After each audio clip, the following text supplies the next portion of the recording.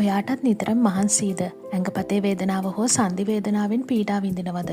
බොහෝ දෙනෙක් හිතන්නේ මේකට හේතුව කැල්සියම් මදිවීම කියලා. ඒ නිසාම ගොඩක් අය විටමින් D3 සප්ලිමන්ට්ස් බොන්න පුරුදු වෙලා ඉන්නවා. හැබැයි ඔයා දන්නවද විටමින් D3 විතරක් ගැනීමෙන් ඔයාගේ හදවතට සහ රුධිර නාළවලට හානි වෙන්න පුළුවන් කියලා? අද අපි කතා කරන්නේ විටමින් D3 සහ K2 කියන පෑහෙනම ජෝඩුව ගැන. සහ මේවා නිවැරදිව ලබා ගන්නා ආකාරය ගැන. මොකද්ද මේ විටමින් D3 සහ K2 අතර ඇති පුදුමාකාර සම්බන්ධය? සරලවම කිව්වොත් විටමින් D3 කරන්නේ අපි කන කෑමවල තියෙන කැල්සියම් ලේවල් උරා ගන්න එක. හැබැයි ඒ කැල්සියම් ටික යන්න ඕනි කොහෙටද කියලා තීරණය කරන්න D3ට බෑ. මෙන්න මෙතනදි තමයි විටමින් K2 අපිට උදව් වෙන්නේ. විටමින් K2 හරියට ට්‍රැෆික් පොලිස් කෙනෙක් වගේ. ඒකෙන් කරන්නේ ලේවල තියෙන කැල්සියම් ටික අරගෙන අපේ අස්ථි සහ දත්වලට යොමු කරන එක. K2 නැති වුණොත් මේ කැල්සියම් ටික ලේ නහරවල තැන්පත් වෙලා අපේ රුධිර නාල හීනි වෙන්න පුළුවන්. මේකට අපි කියනවා ආටරි කැල්සිෆිකේෂන් කියලා. ඒ නිසා තමයි D3 සහ K2 හැමතිස්සෙම එකටම ගන්න ඕනි කියලා කියන්නේ. මොනවද විටමින් D3 ස්වභාවිකව ලබා ගත හැකි ක්‍රම? හිරු එළිය තමයි ප්‍රධානතම මාර්ගය.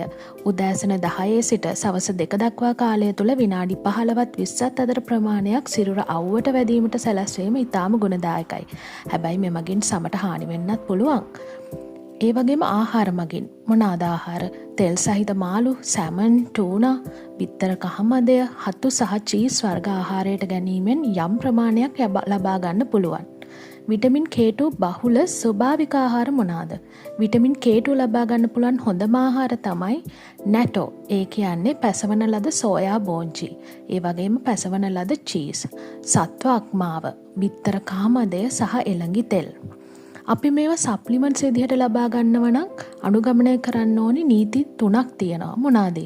විටමින් D3 සහ K2 කියන්නේ මේදයේ දියවන විටමින් වර්ග. ඒ කියන්නේ ෆැට් සොලියුබල්. ඒ නිසා මේවා හිස් බඩ ගන්න එපා. හොඳම වෙලාව තමයි දවසේ ප්‍රධාන ආහාර වේලාවකින් පසුව ගැනීම.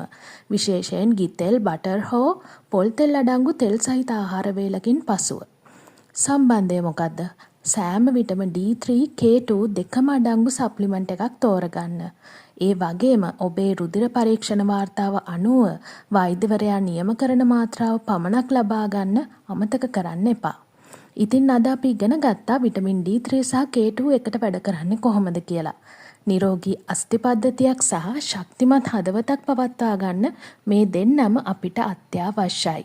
මේ වීඩියෝ වැදගත් කියලා හිතෙනවා නම් ඔබේ හිතවතුන් අතරත් බෙදා ගන්න. තවත් මේ වගේ සෞඛ්‍ය තොරතුරු දැනගන්න අපේ channel එක subscribe කරන්න. නිරෝගීව ඉන්න.